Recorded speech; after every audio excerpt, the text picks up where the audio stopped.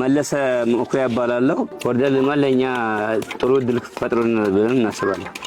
ከጠራቢ አንስቶ እስከ ቀን ሰራተኛ እስከ አንጣፊ ድረስ ያው ጥሩ አበል ያገኛል፣ ይሰራል፣ ቤተሰቡን ያስተዳድርበታል፣ ኑሮ ያሻሽልበታል። ያው ራሳችን ያኖርንበት ነው፣ ቤተሰቦቻችን ያስተዳደርንበት ነው፣ ልጆች ያስተማርንበት ነው።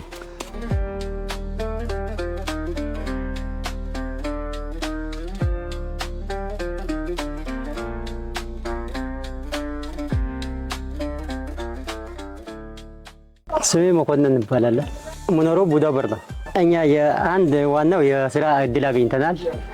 ያው በዚህ ነው ተደራድረን የምንኖረው እና ስራው ደግሞ ያው ከድሮም ጀምሮ ይሄም ስራው ነው የምንሰራው። የግንባታ ህንጻ ኮንስትራክሽን ማለት ነው።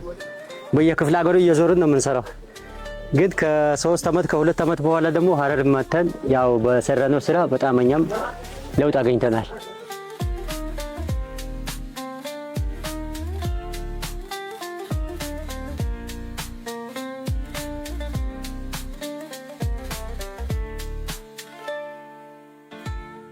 በጣም ደስ ይለናል። ራሳችን በሰራነው በአገራችን እንደዚህ አይነት ልማት ሲሰራ ለኛም ለአገርም ትልቅ ለውጥ ነው።